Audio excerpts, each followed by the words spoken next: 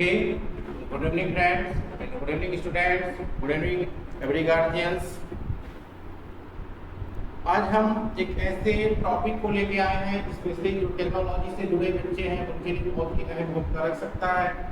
साथ ही साथ ऐसे बच्चे जो डीसीए, बीसीए, पीजीडीसीए या एमएससीसीएस, एमसीए या इस फील्ड के बच्चे हैं उनके लिए भी एक पीडीएफ या वर्क आज का हमारा सेशन काफी हेल्पफुल बनेगा। दोस्तों, यदि हम बात करते हैं कि सॉफ्टवेयर के टाइम में सॉफ्टवेयर डेवलपमेंट करना है तो हमें कई लैंग्वेजों का नॉलेज होना अनिवार्य है।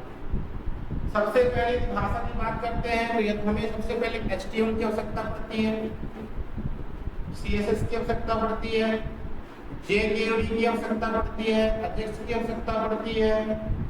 डेटाबेस को मेंटेन करने के लिए किसी डेटाबेस एप्लीकेशन की आवश्यकता पड़ती है, हो सकता है आपका वो SQL हो, MySQL हो, मतलब ये फील्ड हमारे डाटाबेस के अंतर्गत मिलेगी। साथ ही इन सारे नॉलेज होने के बाद, इन सभी भाषाओं का नॉलेज होने के बावजूद भी हम इनके दम पे सिर्फ और सिर्फ एक स्टैटिक पेज बना सकते हैं। यदि हम बात करते हैं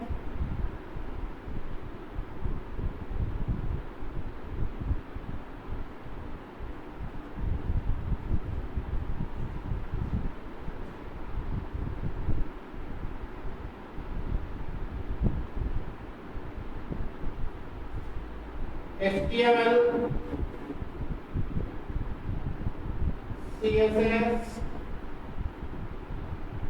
jQuery, AJAX, इन चारों लैंग्वेज का उपयोग करके आप जो पेज बनाएंगे, जो पेज रहेगा वो एक स्टैटिक पेज बन के रेडी होगा।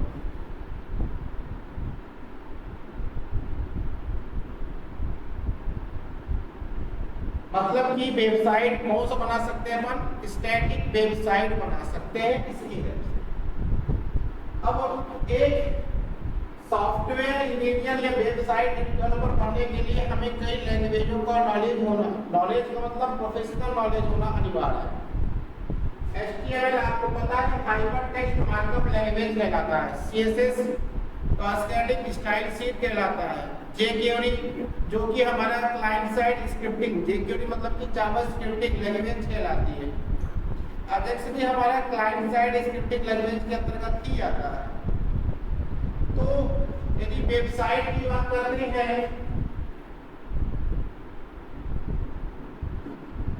वेबसाइट दो प्रकार की होती है दोस्तों। नंबर एक होता है स्टैटिक पेज और नंबर दो में आता है हमारा डायनेमिक पेज।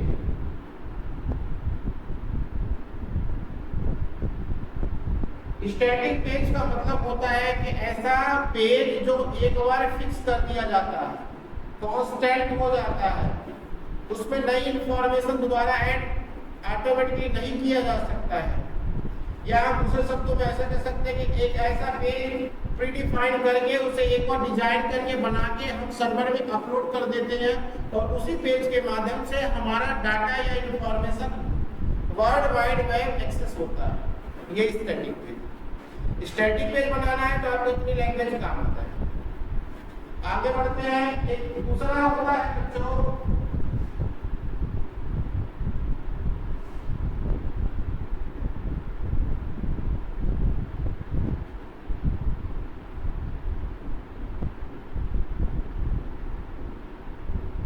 Dynamic page. अब डायनेमिक पेज बनाने का मतलब है कि ऐसा पेज जो हमारे समय के अनुसार, हमारे आवश्यकता के अनुसार, यूजर की आवश्यकता के अनुसार अपनी अलग अलग फंक्शनलिटी को परफॉर्म कराता हो, वो हमारा डायनेमिक पेज कहलाता है। डायनेमिक का मतलब ही होता है बदलना, समय के अनुसार बदलना। अब यदि बात करते हैं डायनेमिक पेज में, बच्चों को ध्यान रखना, हमें जितना स्टैटिक पेज में नॉलेज चाहिए था HTML, CSS, jQuery, AJAX, ये तो हमें आवश्यकता पड़ेगी। ये बेस है। यदि आपको ये चीज पता होगा बेसिक, तो आगे आप सारे प्रोग्रामिंग भाषा का एप्लीकेशन बेस में कर सकते हैं। इसके अलावा हमको एक्स्ट्रा जो चाहिए वो रहेगा कोई भी server side language, server side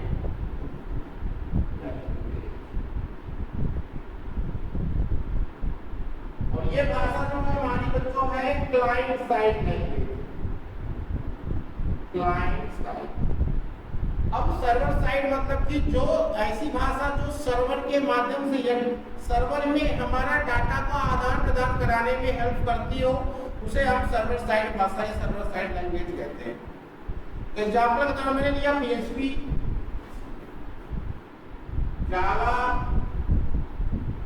.NET, ROR, इसके बाद React, साल्सो वर्किंग एज बोथ। ऐसे बहुत सारी चीजें हैं जो सर्वर के एंड में कार्य कराने में हेल्प करते हैं। फॉर एग्जाम्पल मैं एक यूजर हूँ, मेरी आवश्यकता है कि मैं कोई एक एप्लीकेशन फॉर्म भरना चाहता हूँ, तो मुझे स्टैटिक पेज के दम पे कोई फॉर्म नहीं भर सकता, मुझे वहां पे डायनेमिक पेज की आवश्यकता पड़ती है। और जब डायनामिक पेज की आवश्यकता पड़ती है मतलब कि हमारा एक ऐसा पेज रहेगा जो कि समय के अनुसार बदलेगा, डाटा को लाएगा, डाटा को ले जाएगा। इसीलिए जब डायनामिक पेज की बात करते हैं इसलिए उसको कह देते हैं सर्वर साइड स्क्रिप्टिंग लैंग्वेज। इसके अलावा हमको एक आवश्यकता पड़ती है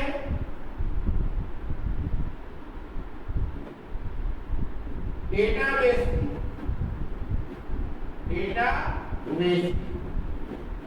डेटाबेस में आ जाएगा बच्चों MySQL, SQL, Oracle, MongoDB आदि आदि बहुत सारे ऐसे हैं जो डेटाबेस को मेंटेन करने में हेल्प करते हैं। इनके माध्यम से हम डेटा का मैनेजमेंट कर सकते हैं, डेटा का आदान प्रदान कर सकते हैं। तो जब कोई डाटा हमारा सर्वर साइड से जाएगा तो जाहिर सी बात उसको रखने के लिए किसी न किसी जगह की आवश्यकता पड़ती है, और वो जो जगह होती है बच्चों जहाँ पे हमारा डाटा रिकॉर्ड रहता है वही कहलाता है डाटाबेस। यहाँ पे सारा रिकॉर्ड, सारा जानकारी एक व्यवस्थित तरीके से रो, टेबल, कॉलम डेटाबेस में फॉर्मेट में बन के रहता है, उसी में डाटा हमारी अकॉर्डिंग टू टेबल जाता रहता है। चलिए अब हम देरी ना करते हैं, सीधे आज हम अपने टॉपिक में आते हैं। हमारा आज का टॉपिक है PHP। यदि हम बात करते हैं PHP लैंग्वेज का,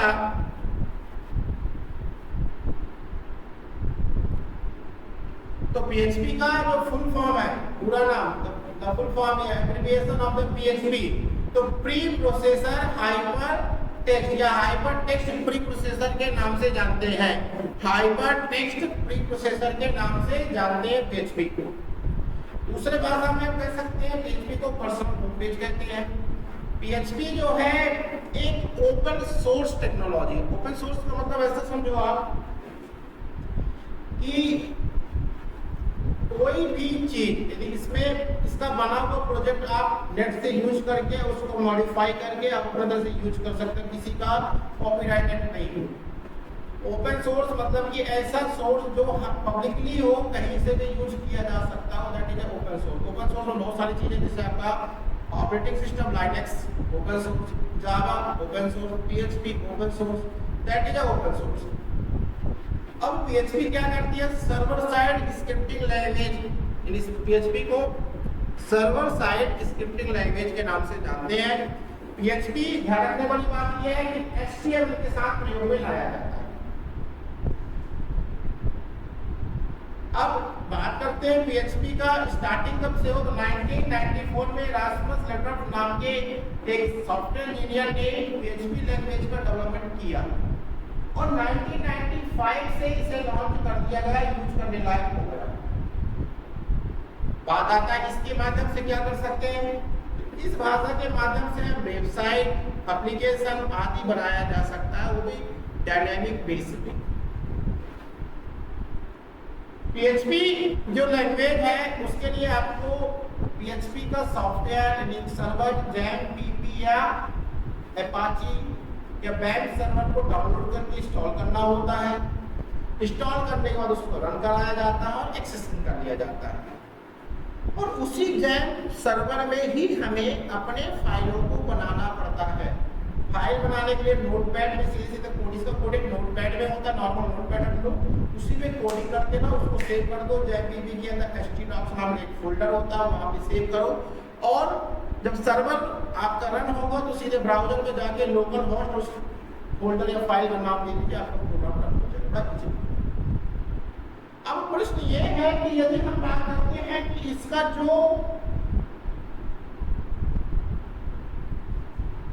आगे बढ़ते हैं बच्चों, जैसे कि एक कोड करता हूँ, कोड स्टार्टिंग होता है PHP से, पहले $a बराबर 5 सेमीकोलन $b बराबर 6 semicolon $c equal to a plus b semicolon और इको $c सेमीकोलन, और इस प्रोग्राम को करते हैं बात। एक छोटा सा मैंने प्रोग्राम लिया PHP, इसको बनाना किसमें बेटा, नोटपैड में।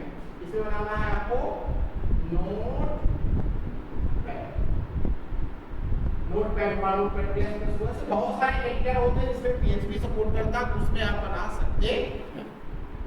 प्रोग्राम लिख दिया, इसको सेव करने के लिए जब जैसे हम सेव करते हैं इसको सेव करेंगे, कुछ और मैंने लिखा a.php, इसका जो एक्सटेंशन है .php, मतलब कि जब हम सेव करेंगे तो .php लिखेंगे, तभी हमारा PHP का सॉफ्टवेयर है, PHP का प्रोग्राम रन होने के लायक रहेगा। क्या रखिएगा, यहाँ पे दो ऑप्शन रहते हैं। देखिए बात करें फर्स्ट ऑप्शन का, तो यहाँ पे एक ऑप्शन जो हमारा है प्राइमरी, इसे कहते हैं सेकेंडरी, इसे कहते हैं प्राइमरी नेम और इसे कहते हैं सेकेंडरी नेम। प्राइमरी नेम कुछ भी हो सकता है जो आप देना चाहते हैं, सेकेंडरी नेम हमेशा ध्यान रखना उस पर्टिकुलर एप्लीकेशन की या सॉफ्टवेयर के अकॉर्डिंग ही बनता है। यहाँ पे सेकेंडरी नेम .php है, यानी PHP को सेव किया जा सकता है कि हेल्प ऑफ .php या .php3 के यूज करके भी किया जा सकता है, या .html करके भी हम एक्सटेंशन लगा के सेव कर सकते हैं। बहुत ही सरल है इसका सीखना, मतलब ज़्यादा कॉम्प्लिकेटेड लैंग्वेज नहीं है। दूसरे स्क्रिप्ट की तुलना में PHP बहुत ही सरल भाषा, इसको इसी तरीके से समझा जा सकता है और ऑब्जेक्ट ओरिएंटेड प्रोग्रामिंग की तरह काम। इसको हम मल्टीपल प्लेटफॉर्म में भी रन कर सकते हैं, मतलब प्लेटफॉर्म इन द सेंस ये कोई पर्टिकुलर प्लेटफॉर्म डिपेंडेंट नहीं है कि विंडो में तो विंडो में चलेगा, लाइनक्स में तो लाइनक्स में। आप इस प्रोग्रामिंग लैंग्वेज को, इसके सर्वर को आप किसी भी प्लेटफॉर्म में रन कर सकते हैं। विंडो को कोई ऑपरेटिंग सिस्टम उसमें चल जाएगा, लाइनक्स ओपन सोर्स उसमें चल जाएगा, यूनिक्स उसमें चल जाएगा, एप्पल का कोई उसमें चल जाएगा। मतलब ऐसा कोई नहीं है कि नहीं विंडो में चलेगा बाकी में नहीं चलेगा, किसी भी ऑपरेटिंग सिस्टम में रन कराया जा सकता है। इसका उपयोग सीधे सर्वर के साथ है, सर्वर के साथ उपयोग करता है। कुछ फीचर्स है PHP की, PHP की स्पीड दूसरी भाषाओं की तुलना में तेज होता है। सर्वर किसी प्रकार का कोई लोड नहीं पड़ता इसमें, यह भाषा मेमोरी का उपयोग करती है क्योंकि अलग अलग मेमोरी का यूज करते हैं, ज़्यादा लोड नहीं पड़ता है। परफॉर्मेंस लगभग ठीक रहती है। इसके सिंटैक्स यानी जो प्रोग्राम है बहुत ही सरल होते हैं, इसी तरीके से हर व्यक्ति को अंडरस्टैंड हो जाता है। नॉर्मल अल्फाबेट के लिए वर्ड का यूज होता है कह सकते हैं, और HTML टैग का उपयोग करके इंप्लीमेंटेड रहेगा। सभी प्रकार के सर्वर का उपयोग सपोर्ट करता है, ये माइक्रोसॉफ्ट IIS सर्वर को भी सपोर्ट कर लेता है। वेबसाइट डिजाइन करते वक्त वेबसाइट सोर्स कोड में मेंटेन करके रखती है, तो इसकी वजह से मतलब सारे काम PHP के माध्यम से कर सकते हैं, कोई बड़ा इशू नहीं आता है। ये इसके विशेषताएं है, इसको एक बार आप वीडियो को पॉज रिज्यूम करके देख लीजिएगा पूरा PDF। एप्लीकेशन की बात करें तो वेब पेज बताई चुका हूं, वेब पेज वेब एप्लीकेशन आदि डेवलप किया जा सकता है। इसको मैनेज करना बहुत ही सरल है। इसमें बहुत सारे predefined template, library, session management आदि उपलब्ध है, जिसके माध्यम से हम और सरल तरीके से सॉफ्टवेयर को बना सकते हैं। मतलब इसके प्रीडिफाइंड सॉफ्टवेयर या टेम्पलेट भी उपलब्ध है। तीसरी बात, ये फ्रेमवर्क के ऊपर भी निर्भर करता है। PHP कोर में भी काम होता है और फ्रेमवर्क में होता है। फ्रेमवर्क ऐसे समझो बच्चों कि कि फ्रेमवर्क एक बड़ा बना स्ट्रक्चर रहता है जो कि हमारे कार्य को स्पीड गति को और बढ़ा देता है with the help of framework. यदि कोई कार्य आप कोर में करते 15 डेज में कंप्लीट होता है तो डेफिनेटली वही कार्य आपका मोटा मान के चले कि 7 से 8 दिन में कंप्लीट हो जाएगा with the help of framework. इसके अलावा बहुत सारे इसके एडवांटेज भी है। ये ओपन सोर्स है, एग्जीक्यूट करना काफी आसान है, ये नियमित रूप से अपडेट होती रहती है। मैं ये सब सारी चीजें डिस्कस कर लेंगे प्लेटफॉर्म पे। सब कुछ डिसएडवांटेज है, कुछ ये है मतलब एक बड़े एप्लीकेशन के लिए बड़े एप्लीकेशन मतलब बहुत बड़ा एप्लीकेशन इसके द्वारा नहीं बनाया जा सकता। फिर इसके बाद PHP के डाटा टाइप बात करते हैं। ये इसके डाटा टाइप है। PHP के डाटा टाइप मतलब कि 3 भाग में डिवाइड किया जाए, scalar type, compound type, special type. Scalar में आता है बूलियन, इंटीजर, नल, स्ट्रिंग। कंपाउंड में आता है एरे और ऑब्जेक्ट, और स्पेशल में आता है रिसोर्स और नल। ये हर एक डाटा टाइप का अपना अलग अलग उपयोग क्या है, डेफिनेशन क्या है, यहाँ पे मेंशन है, तो आपको रीड आउट कर लीजिए। बहुत ही सिंपल ब्लॉक लाइन में डेफिनेशन है। और काम कैसे करता है PHP, तो जाहिर सी बात मैंने बताया दिया कि सबसे पहले आपको PHP को कोड रखना पड़ेगा। PHP चलाने के लिए आपके पास सर्वर होना अनिवार्य है। सर्वर आपका IIS सर्वर हो सकता है, Apache सर्वर हो सकता है, JAM सर्वर हो सकता है, PAM सर्वर हो सकता है। इंस्टॉल कर लेंगे। मान लो हम JAMDP इंस्टॉल कर लिए, उसको सबसे पहले जब इंस्टॉल हो जाए तो स्टार्ट करेंगे, रन करेंगे। तो स्टार्ट के लिए हम स्टार्ट कर देंगे। प्रोग्राम बनाने के लिए हमें प्रोग्राम बनाने के लिए नोटपैड यूज करेंगे। नोटपैड में कोई भी प्रोग्राम हम रख देंगे, टाइप करके उसको सेव करेंगे। सेव करने के लिए हमें JAMDP के अंदर JAT-HT-docs नाम का फोल्डर होगा, वहां पे जाएंगे और उसको किसी पर्टिकुलर फाइल का नाम देके सेव कर देंगे। इसके बाद रन कराने के लिए हमें अपने ब्राउजर खोलना पड़ेगा। कोई भी ब्राउजर खोल दीजिए, उसमें लोकल होस्ट लिखना पड़ेगा, स्लैश लगा के उस पर्टिकुलर फाइल का नाम देंगे और आपको प्रोग्राम कराना चाहिए। बेसिकली इतना ही है। और इसी के साथ मैं क्लास को पाठक आज के इस लेक्चर के लिए विदा लेता हूँ। PHP की हमारी क्लासेस अब धीरे धीरे करके कंटिन्यू चलती रहेगी। तो प्लीज आप लोगों से रिक्वेस्ट है कि आप जो भी टेक्निकल या सॉफ्टवेयर डेवलपमेंट में अपने कैरियर को बनाना चाहते हैं वो हमारे इन चैनल या इस चैनल के माध्यम से जुड़े और उसका